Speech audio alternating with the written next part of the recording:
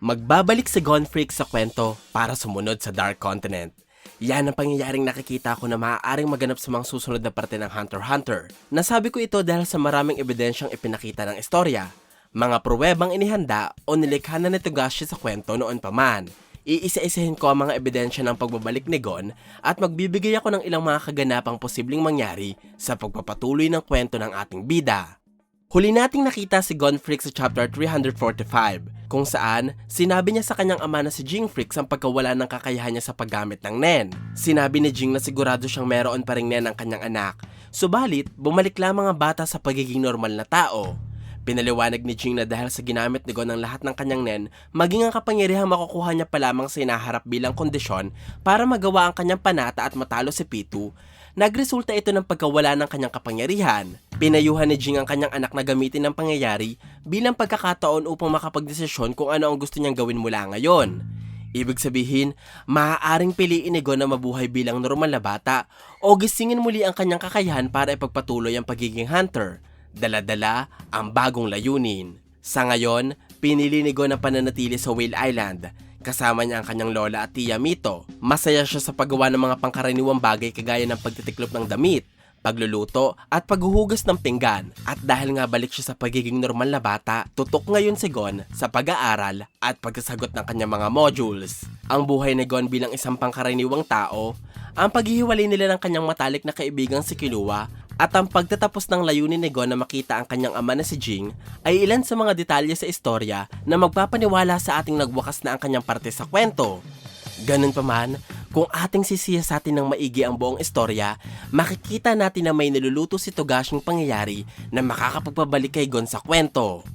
Ang pangyayaring ito ay ang paghingi ng tulong ni Kite kay Gon. Kung ating babalikan ng episode 147, makikita natin sa pag-uusap nila Gon at Kite ang ilang foreshadowing ng pagbabalik ng ating bida. Katulad ng pangako ni Gon na poprotektahan niya ang kanyang kaibigan anuman ang mangyari, pangangako ni Kite na tatawagan niya ang bata kapag kailangan niya ng tulong. At ang huli ay ang pagdeklara ng Hunter kay Gon bilang parte na ng kanilang grupo o ng mga Chimera Ants. Sa tingin ko, dadating ang kwento sa parte kung saan pupunta si Kite sa Whale Island upang sunduin si Gon at hingiin ang kanyang tulong.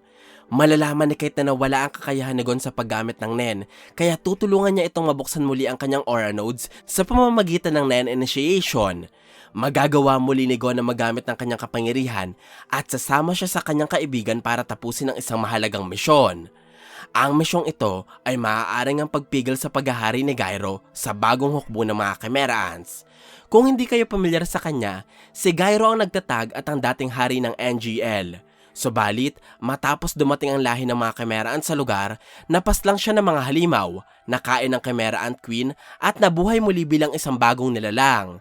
Sigurado ako na ginawa ni Togashi ang karakter ni Gyro para magsilbing kontrabida sa bagong yugto ng Hunter x Hunter na kinabibilangan muli ni Gon. Patunay dito ang huling pahina ng chapter 203 kung saan sinasabi ng tagapagsalaysay na si Gyro ay malapit lamang kung nasaan sila Gon at Killua. Binanggit ito ng kwento kahit hindi pa natin noon kilala si Gyro na para bang sinasabi sa atin na ang dating hari ng NGL ay napaka-importanting karakter. Bukod dito, patunay din ng impormasyon makikita sa chapter 204 kung saan sinabi ng istorya na umalis si Gyro nang hindi sila nagtatagpo ni Gon, at kung maituturing ba itong swerte para sa bawat isa ay malalaman na lamang natin kapag sila ay tuluyang nagkita. Ang testamentong ito ay nagbibigay diin ng katotohanan na sa hinaharap ay magkikita talaga si Gon at Gyro. Ang paglikha ni Togashi sa karakter ni Gyro para gawin itong kontrabida sa pagbabalik ni Gon, ang rason kaya sobrang espesyal ni Gyro kung ikukumpara sa ibang karakter, sapagkat hindi katulad ng iba, na isalaysay na ng kwento ang malupit at malungkot na buhay ni Gyro. Bagay na tutulong sa kanya para mas maintindihan ng mga manonood. Kaya din pala hindi nalimutan ng kwento na sabihin na si Gyro ay iba sa lahat ng Chimera Ant, matapos nitong mapaglabanan ng utos ng Reyna ng Langgam. Sapagkat gustong iparating sa atin ng kwento na iba siya sa lahat ng nakalaban ng ating mga bida. At kaya pala ipinakilala si Gyro bilang isang hari na nagtatagli ng walang kapantay na kakayahan sa pamumuno at may layunang magpalaganap ng kasamaan sa mundo, sapagkat siya ang sunod na magiging banta sa puwersa ng kabutihan kung saan kabilang sila Kite at Gon. Ayon sa Chimera Ant na si Welfin, ang dati nilang pinuno na si Gyro ay maaaring nagpunta sa Meteor City upang magtayo ng bagong nasyon. Sumusuporta dito ang kaisa-isang dialogo ni Gyro sa kwento. Ito ang pagkasabi niya na mag-uumpisa siyang muli. Tumutukoy sa pagsisimula niya ulit ng isang kaharian na siya ang kinikilala bilang hari. Maaaring kahit noong tao pa lamang si Gyro, pinalano na niyang sakupin ng Meteor City dahil ang lugar ay hindi parte ng kahit na anong bansa. Matapos niyang mabuhay muli taglay ang malakas na katawan, unang naisip ni Gyro na pumunta sa Meteor City upang dito itatag ang kanyang kaharian at pumunuan ng bagong hukbo ng mga Chimera Ants na magpapalaganap ng kasamaan sa buong mundo. Ang masamang planong ito ni Gyro ang magiging dahilan para bumalik si Gon sa kwento, sapagkat humingi sa kanya ng tulong ang orihinal na hari ng mga langgam na si Kite. Kung hindi nyo pa napapanood ang video ko na may pamagat na ang pagbabalik ni Gon, Kite at Gyro, ipinaliwanag ko dito na si Kite ay isinilang talaga bilang kakambal ni Meruem. At dahil sa pagkamatay ng hari ng mga langgam, naipasa kay Kite ang tungkulin na pamunuan ng mga natitirang Chimera Ants sa ligtas na mundo. Sigurado ako na malalaman ni Kite ang masamang plano ni Gyro at magiging dahilan nito para bumuo siya ng isang alyansang kinabibilangan ng mga batikang hunters at maaasahang Chimera Ants na makakatulong para pabagsakin ang kaharian ni Gyro. Pupunta sila Gon, Kite at ang iba pa nilang kasamahan sa Meteor City upang kalabanin ang nagpapanggap na hari ng mga langgam. Gusto kong paniwalaan na matatalo nila si Gyro dahil naging mas maingat na sila Gon at Kite matapos nilang mabigo sa misyon nila noon at bilang naging mas malakas na rin ang dalawa matapos malagay sa alanganin ang kanilang mga buhay.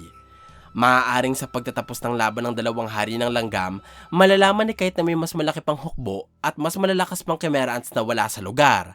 Ang mga ito ay dala-dala ni Paraston Hill para makalikha ng kaguluhan sa Dark Continent Expedition Team. Kung ating babalikan ng episode 144 ng Hunter x Hunter, sinabi ni Jing kay Cheadle ang ginawang pagkuha ni Paraston sa 5,000 Chimera Ant hybrids na naiwan sa kastilyo ni Meruem matapos mapaslang ang mga ito. Ayon kay Jing, plano ni Paraston na pakawalan ng mga Chimera Ants sa mundo kung sakaling tatanggi ang Hunter Association na suportahan ng ekspedisyon patungong Dark Continent. Subalit, dahil nga sa sumama ang mga hunters patungo sa mapanganib na kontinente, hindi na muna ginamit ni Paraston ng mga Chimera Ant hybrids at wala pa ring nakakaalam kung anong plano niya sa mga ito. Sa tingin ko, nais ni Paraston na gamitin ng mga ninakaw niyang Chimera Ant hybrids para makalikha ng kaguluhan sa Black Whale o ang barko kung nasaan ang karamihan sa hunters ng Hunter Association at ang leader ng expedition team nila Paraston na si Beyond Netero. Gagamitin ni Paraston ng kaguluhang likha ng mga Chimera Ant hybrids upang mapatakas nila sa Beyond at maagaw nila ang pamumuno ng expedition mula sa Hunter Association. Ang planong ito ay maaaring mahulaan nila Kite at Gon sa oras na malaman nila na ang 5,000 Chimera Ant hybrids ay ginagamit ng isa pang masamang tao kagaya ni Paraston. Magdudulot ang kaalamang ito para sumunod sila Gon at Kite sa Black Whale at susubukan nilang iligtas ang mga kaibigan nilang sakay ng barko, kagaya nila Leorio, Kurapika, Biscuit at marami pang iba. Maraming detalyeng inihanda si Togashi para suportahan ang pagsunod ni Gon at Kite sa Dark Continent. Patunay dito ang pagpili ng may akda sa Sea Hunter na si Morel McCarnacy para maging kapitan ng barko patungong Dark Continent. Sigurado ako na pinili ni Togashi si Morel imbes na gumawa na lamang ng bagong karakter para maging kapitan dahil gusto niyang gamitin ang pangako noon ni Morel kay Kite at Colt na poprotektahan niya mga ito sa kahit na anong kapahamakan. Napakagandang makita na maisakotuparan ni Morel ang pangakong ito kapag sumunod talaga sila Kite at Gon sa barko. Ang pangalawang ebidensya na plano talaga ni Togashi na pasunurin sila Kite at Gon sa Dark Continent ay ang pagbalik niya rin sa karakter na si Nov sa kwento.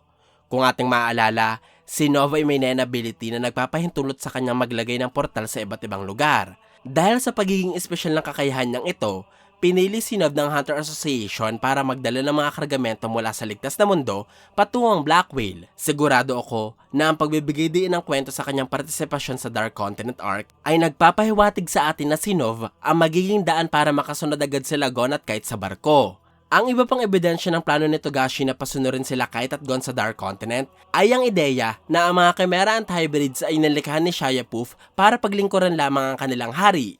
Sa makatuwid, ngayong wala na si Meruem, ang tanging nilalang lamang na makakakontrol sa kanila ng lubusan ay walang iba kundi si Kite.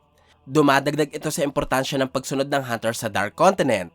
Higit pa dito, wag din natin kakalimutan ang katotohanan na gusto talaga ni Gon na pumunta sa mapanganib na kontinente. Sinabi niya ito sa chapter 345. Subalit, ang kawalan niya ng kakayahan sa paggamit ng Nen ang naging dahilan para hindi siya sumunod sa kanyang tatay na si Jing. Sa madaling salita, malaki ang tsansa na kapag binuksan muli ni Kite ang aura nodes ni Gon, magbabago ang desisyon ng ating bida at magtutungo siya sa Dark Continent para ituring ito bilang bago niyang layunin. Ang Hunter x Hunter ay kasalukuyang tinatapos pa rin ang Succession Contest arc na pinagbibidahan ni Kurapika. Hindi tayo sigurado kung anong kwento ang tatalakayin ni Togashi pagkatapos nito. Maaaring isunod niya ang arc na pinagbibidahan ni Leorio kasama ang 12 Zodiacs. Pwede din namang ipasilip niya sa atin ang paglalakbay ni Killua kasama ang kapatid niyang si Aloka. At posible na magtungo na tayo sa arc na nagpapakita sa pagbabalik ni Gon para sumunod sa Dark Continent. Ito po ang aking video tungkol sa dahilan ng pagsunod ni Gon Freak sa Dark Continent. Sana po ay nagustuhan niyo ang aking paliwanag. Kung may mga katanungan pa kayo gustong idagdag ay huwag po kayong mahihiyang mag-iwan ng komento sa ibaba. Maraming salamat po sa panonood ng aking videos. Ako po si JE, hanggang sa muli!